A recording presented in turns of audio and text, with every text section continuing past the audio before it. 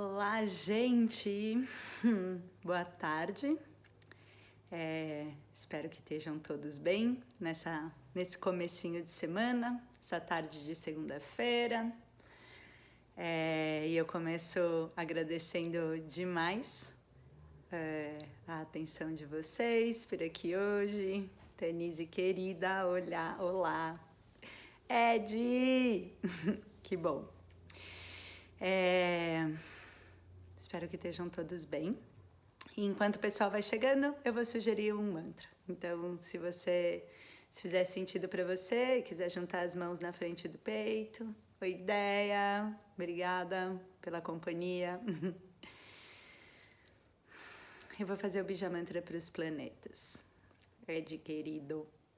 Então, se você puder juntar as mãos na frente do peito. Om Surya Namaha, Om Somaya Namaha, Om Baumaya Namaha, Om Buddhaya Namaha, Om Brihaspataya Namaha, Om Shukraya Namaha, Om Shaneshwaraya Namaha, Om Rahuve Namaha, Om Ketave Namaha, Om.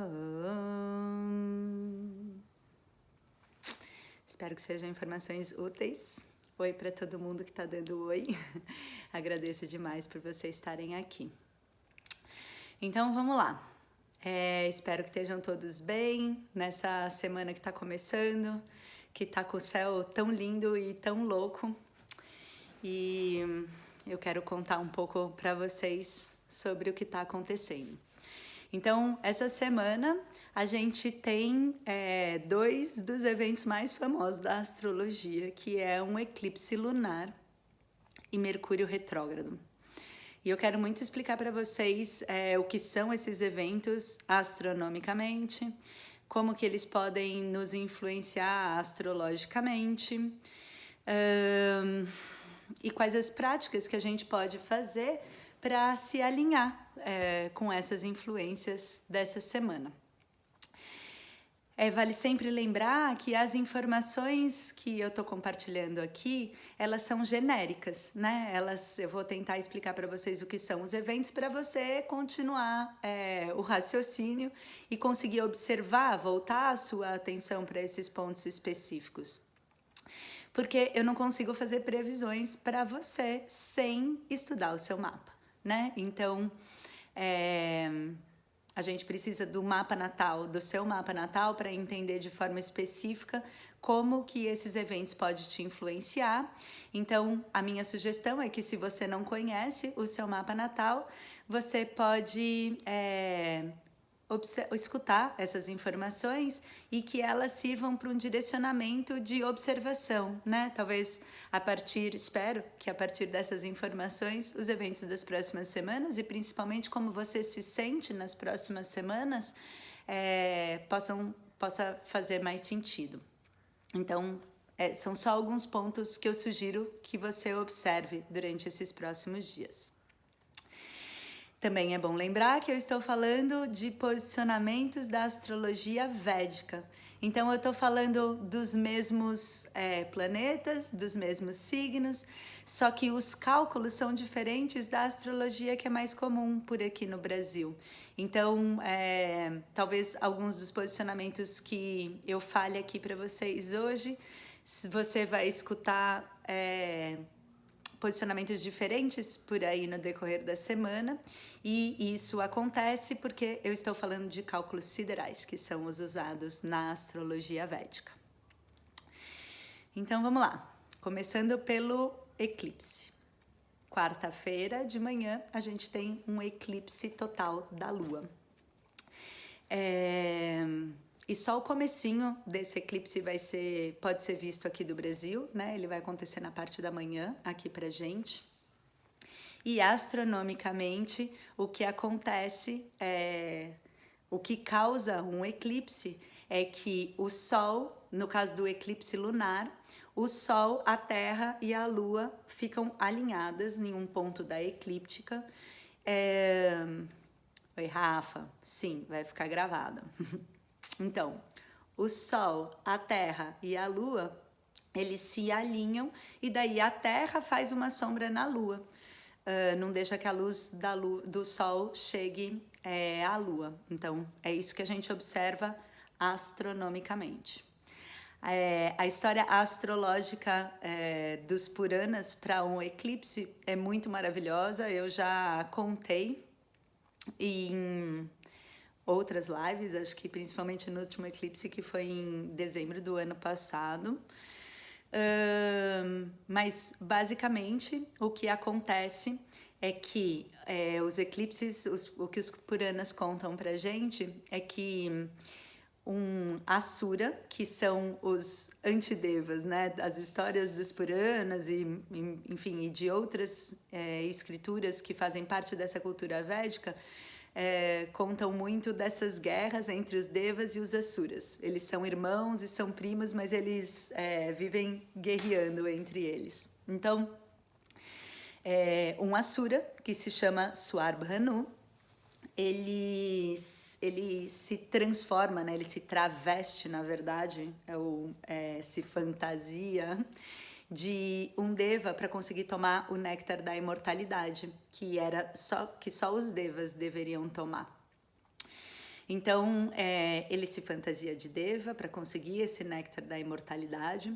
Ele consegue tomar esse néctar da imortalidade, e quando ele toma, Surya e Chandra, que são o Sol e a Lua, percebem que ele é um Asura e falam para Vishnu, que é quem está distribuindo o néctar da imortalidade, que aquele não é um deva, que aquele é um Asura e que ele não deveria estar tomando o néctar da imortalidade. Na hora que Vishnu fica sabendo disso, ele corta a cabeça de Swarbhanu. Mas nesse momento Swarbhanu já tinha tomado a Amrita, que é o néctar da imortalidade. Então, na hora que Vishnu corta a cabeça dele, ele não morre, mas o corpo fica separado da cabeça e se transformam e tomam esse lugar no céu dos nodos lunares. Então, Rahu é o nó do norte, Ketu é o nó do sul, e eles são os pontos, né? Eles são os causadores do eclipse. Eles marcam o ponto onde os eclipses acontecem em determinada temporada. Então, se a gente pensar dentro desse contexto, um eclipse é um dos luminares, ou o Sol ou a Lua, sendo engolidos por um Asura, que é muito mal traduzida. A palavra Asura é muito mal traduzida como demônio, mas acho que nesse momento, para você ter essa ideia do que é um eclipse, a gente poderia falar que um eclipse, dentro desse contexto, é o Sol ou a Lua sendo engolido por um demônio. Então, não é, né? Dá para perceber que não é um evento suave, benéfico e auspicioso. Então, e esse eclipse, dentro dos cálculos siderais, esse eclipse lunar acontece em Escorpião. E Escorpião também é um signo muito desafiador para a Lua, porque é um signo de emoções muito intensas, né? E a Lua, como a Lua influencia muito a nossa, quem influencia a nossa mente, essas energias de Escorpião pode trazer emoções muito intensas e perturbadoras.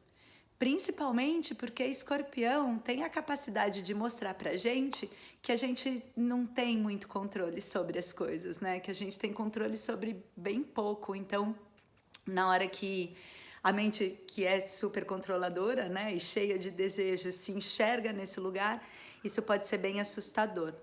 Então, na quarta-feira, dia 26, teremos a Lua sendo engolida por um Asura, na parte da manhã, no signo de Escorpião. Os eclipses, eles normalmente acontecem em pares, né? Primeiro um eclipse lunar e mais ou menos... primeiro um eclipse, 15 dias depois normalmente tem outro. Às vezes eles acontecem em trios. Essa temporada a gente vai ter um par de eclipses. Então, é o primeiro eclipse do ano, essa quarta-feira. A gente começa com um eclipse lunar e a gente vai ter um eclipse solar no dia 10 de junho. Então, esse período entre os dois eclipses, né, do dia 26, agora quarta-feira, até o dia 10 de junho, onde a gente tem o eclipse solar, a gente pode considerar a primeira temporada de eclipses do ano. Então, o que é recomendado para uma temporada de eclipses, né? É muito recomendado que entre esses dois eclipses, mas especialmente nos dias do eclipse, a gente mantenha a vida o mais simples que a gente conseguir, né? Sem grandes mudanças, sem grandes decisões que não sejam urgentes. É claro que algumas coisas não dá pra gente adiar e as coisas são como tem que ser, tudo bem. Mas se você precisa fazer alguma mudança, tomar alguma decisão, começar algum projeto e puder esperar, é melhor que isso seja feito depois do eclipse solar do começo de junho. De novo, porque as energias dos eclipses, elas são instáveis. Elas são difíceis para nós, seres humanos, de lidar, de conseguir se alinhar com elas. Então, as pessoas começam a escutar essas coisas e ficam, no geral, assustadas, e não é motivo para ficar assustado. É só se colocar numa rotina segura e simples, né? Para não ter que passar por situações, não se colocar em situações muito turbulentas, porque o clima lá fora já está, lá em cima, na verdade, já está turbulento o suficiente, né? Então, se você puder fazer a sua parte, deixar a vida simples, esse período tende a ser mais fluido. Então, além de manter a vida simples durante esse período, se possível, né, do eclipse de quarta-feira até o eclipse de 10 de junho, durante o dia do eclipse, é muito recomendado a gente tirar um tempo para práticas de meditação e para as práticas devocionais, né, as práticas de mantra, dentro desse contexto. Então, se isso for possível para você, pelo menos durante o horário em que o eclipse estiver acontecendo, o eclipse tende a potencializar demais os benefícios das nossas práticas de mantras, das nossas práticas de meditação. O eclipse lunar, ele tem a especial potência de perturbar um pouco a nossa mente e também de trazer uma clareza muito grande. Então, as meditações e as práticas devocionais durante o dia do eclipse, mas em especial durante o horário em que o eclipse estiver acontecendo, tendem a ser muito potencializadas. E que horas isso acontece? Isso acontece na quarta-feira, dia 26. O eclipse começa às 5h47 da manhã. Eu estou em Florianópolis, é o horário de Brasília esse. Então começa às 5h47.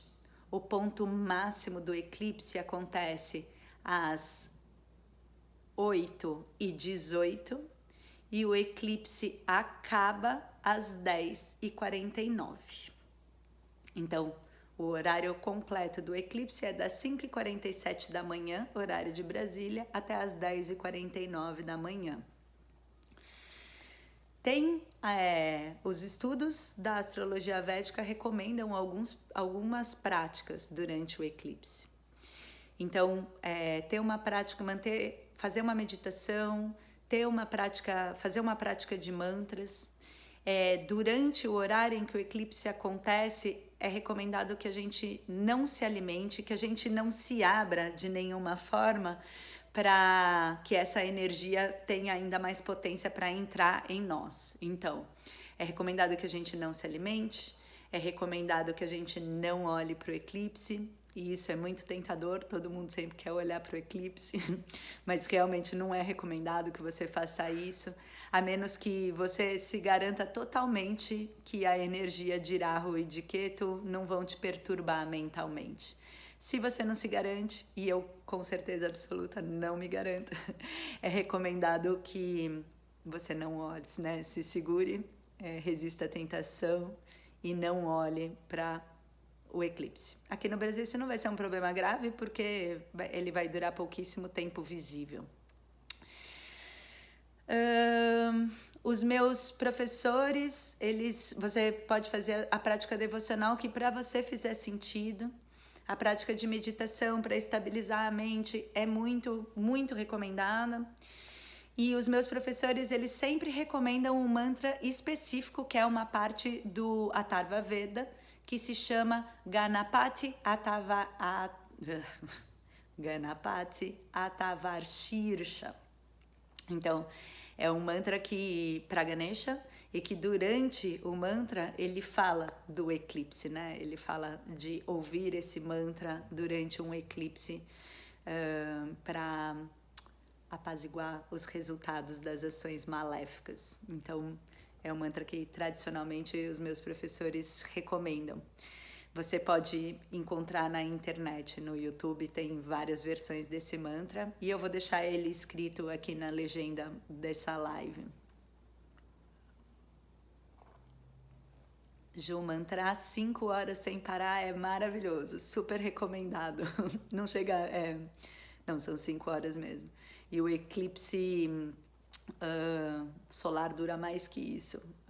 A galera passa a noite inteira mantrando para o eclipse solar. Eu vou deixar o nome desse mantra escrito na legenda aqui da live, tá? Que eu vou deixar salvo. Então, quando a gente dedica a nossa energia com essas ações durante um eclipse, então a gente se resguarda a nossa energia, faz uma meditação potente e faz uma prática devocional que para você faça sentido, que no meu caso é uma prática de mantras, a gente tende a sair do eclipse com uma clareza mental, com possíveis respostas que não estivessem claras para a gente antes do eclipse. E o contrário também é verdadeiro, né? Se a gente não direciona a nossa atenção e a nossa intenção para esse evento que é tão influente na nossa vida, a gente pode realmente sentir uma confusão mental, a gente pode se sentir arrebatado por essa falta de controle que Escorpião pode passar para a gente, essa sensação. A outra coisa que eu recomendo é que eu fiz, há algumas semanas, eu fiz vários posts sobre a Lua. E é importante, eu te recomendo que você entenda o que a Lua representa e qual a influência que a Lua representa, pode causar na gente, para você entender qual é a energia que está sendo eclipsada, né? Se você tem clareza de qual é a função da Lua, de como ela reflete no seu estado mental, você consegue observar com maior clareza os efeitos que esse eclipse pode ter. Algumas coisas são muito relevantes sobre essa Lua. A primeira delas é que é a maior lua do ano, é a hora em que a lua cheia está mais próximo possível da Terra. Então, isso traz relevância para isso tudo, né? A gente está fisicamente mais próximo desse evento todo. É Buda Purnima, é a lua cheia de Buda. E nesse mesmo dia, Mercúrio, e o nome de Mercúrio é Buda em sânscrito, ele entra em Gêmeos. Então, é um dia que tem outras coisas acontecendo além do eclipse. A energia do Escorpião, assim como a energia do eclipse, né, tem um lugar em comum onde essas duas energias falam da mesma coisa, que é essa potência de encontrar uma informação que antes estava escondida, ou não estava visível, ou não estava clara. Então, realmente, na hora que a gente tem essa capacidade de dedicar a nossa energia para estabilizar a mente e para seguir com clareza, a gente pode sair desse eclipse com mais informações. E isso pode se manifestar à nossa volta também. Essa temporada agora, que na verdade começou ontem, com o Saturno retrógrado, que é o nosso próximo assunto, ele tem muitos pontos desses eventos relevantes que estão ligados a notícias, a informações que antes não estavam claras e que ficam mais claras ou que vêm à tona. Então, aqui no Brasil a gente tem visto bastante disso.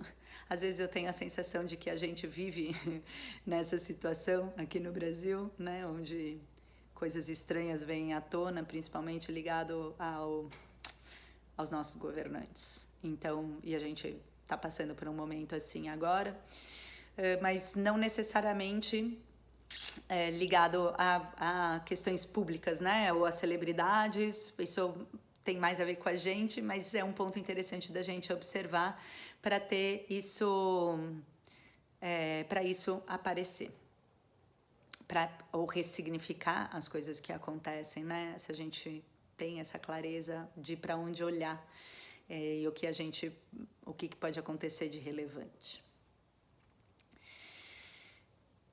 E já falando de Mercúrio, porque nesse mesmo dia Mercúrio entra em Gêmeos, que é o próprio signo, o próximo evento que acontece é Mercúrio retrógrado. Mercúrio fica retrógrado no sábado da semana que vem, no dia 29. A festa dos memes astrológicos. Eu já recebi até propaganda de delivery falando de Mercúrio retrógrado, todo mundo fala disso. E a nossa melhor desculpinha astrológica, né? Mesmo quem não entende muito de astrologia usa Mercúrio retrógrado como desculpa para qualquer coisa que dá errado. O que talvez você não saiba é que não é só Mercúrio que fica retrógrado. Mercúrio fica retrógrado mais vezes por ano, mas ontem a gente teve o primeiro planeta que vai ficar retrógrado durante um período grande, que é essa temporada de retrógrado que a gente começou ontem com Saturno. Então, astronomicamente, um planeta tem...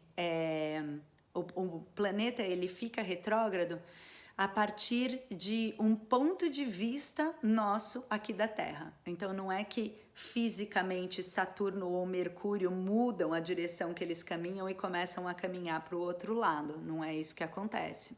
O que acontece é que a Terra, na órbita dela, passa rápido demais por esse planeta mais lento e dá a impressão, conforme a gente vai passando rápido e deixando ele para trás, dá a impressão que esse planeta está andando para trás, a partir do nosso ponto de vista aqui da Terra.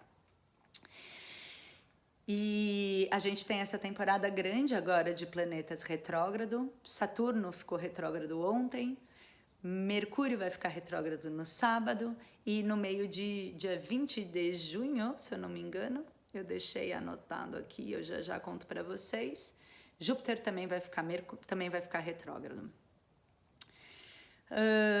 Vênus e Marte eventualmente também ficam retrógrado, né? Esses planetas todos ficam retrógrado. Não vai acontecer isso durante essa temporada. Essa temporada vamos ter Saturno, Mercúrio e Júpiter retrógrado. Quando para um planeta ficar retrógrado, a gente também tem esse evento de que a gente está passando mais próximo do planeta, né? A gente está no lugar da órbita onde a gente passa mais perto deles. E isso faz com que a energia desse planeta ou a influência que esse planeta tem sobre nós fique mais forte, porque a gente está fisicamente mais próximo dele.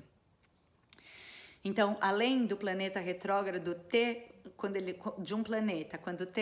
quando está em movimento retrógrado, ele ter mais força, né? Ele ser mais potente, porque ele está muito próximo da Terra, ele também dá efeitos que são diferentes do que o que a gente normalmente espera deles, porque ele tem um jeito de caminhar que é andando para frente, em movimento direto, e quando ele entra em movimento retrógrado, ele está andando de outro jeito, né? Não da forma que a gente espera.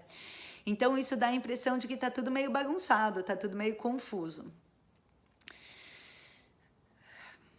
E isso é especialmente verdadeiro nos primeiros dias em que o planeta fica retrógrado ou nos primeiros dias que o planeta volta ao movimento direto, né? Então, de novo, Saturno ficou retrógrado ontem, no domingo. Sábado que vem, dia 29, Mercúrio fica retrógrado e dia 20 de junho, Júpiter fica retrógrado e daí, nesse 20 de junho, teremos 3 planetas retrógrados ao mesmo tempo. Essa temporada de retrógrado não é o fim do mundo, os planetas eles ficam retrógrado todos os anos. Saturno ele fica quase o mesmo tempo que ele anda em movimento direto, ele anda em movimento retrógrado, então a gente já passou por isso antes e a gente vai passar por isso de novo, vai dar tudo certo e a gente vai superar isso e não é um motivo para ter medo ou ficar assustado, e sim para entender essa energia é potente para quê e ela é desafiadora para quê, né? Na hora que as energias, nenhuma das energias, eu recebo muitas mensagens e muitas perguntas dos meus alunos perguntando se isso é bom ou se isso é ruim. E nenhuma dessas energias são essencialmente boas ou essencialmente ruins, né? A pergunta é sempre essa. Essa energia é boa para quê? Ou essa energia é desafiadora para quê? E saber, né, onde usar e como usar essas energias é o melhor que a gente pode fazer. Saturno, que ficou retrógrado ontem em Capricórnio pelos cálculos siderais, ele ajuda a gente, de forma genérica, a rever os nossos compromissos. Ele ajuda a gente a rever os nossos compromissos, principalmente, mas não somente, mas de uma forma especial, compromissos que a gente tenha tomado no ano passado, assim, do segundo semestre, da metade do ano para cá. De forma muito direta, Saturno pode fazer a gente rever isso. De forma ainda genérica, esses compromissos eles podem estar conectados com o trabalho, porque Capricórnio é comumente ligado a isso, né? Independente do que Capricórnio representa no seu mapa. E para cada Capricórnio está ligado a uma área diferente do mapa, ainda assim, de forma genérica, ele está sempre ligado ao trabalho. Então, Saturno, ele pede, com esse movimento direto, com esse movimento retrógrado, que a gente reveja os nossos compromissos.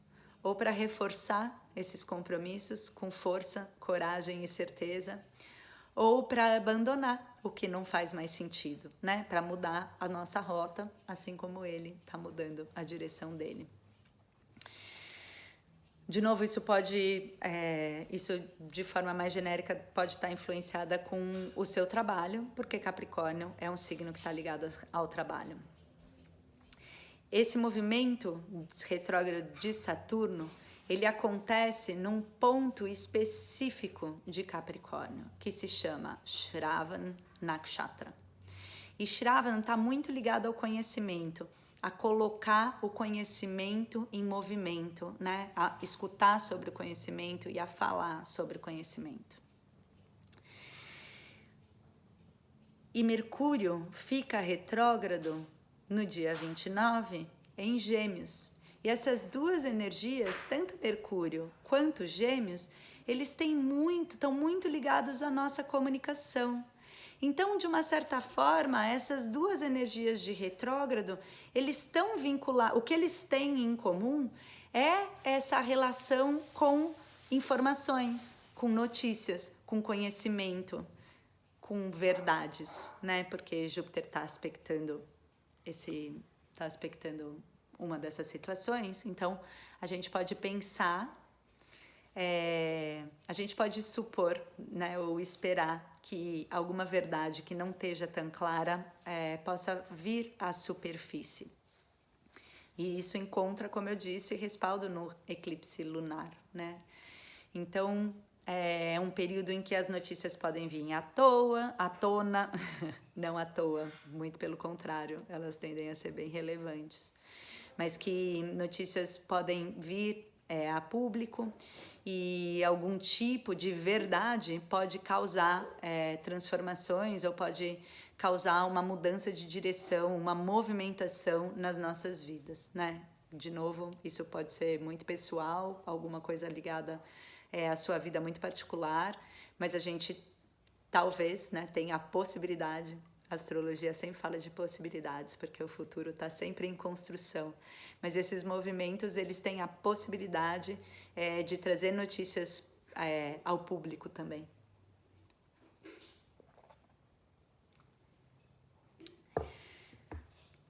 No caso de Mercúrio retrógrado, é sempre recomendado alguns cuidados extras. Então, isso, como eu disse, está muito ligado à nossa comunicação e à nossa forma de se conectar com as outras pessoas. Então, é muito importante a gente prestar atenção no que está dizendo, em como está dizendo, e se a outra pessoa entendeu o que a gente quis dizer. Também é muito importante a gente fazer essa checagem dupla se o que você entendeu do que a outra pessoa disse é o que ela realmente quis dizer.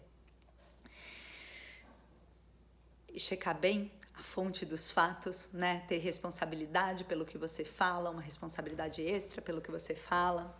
No geral, Mercúrio retrógrado não é um período muito bom para assinar contratos, para fazer negociações, mas se isso for necessário na sua vida, é legal você checar bem o que você escreveu, o que você está assinando, né? Vale reler tudo que você escreveu, mesmo que seja a mensagem ou o e-mail mais simples.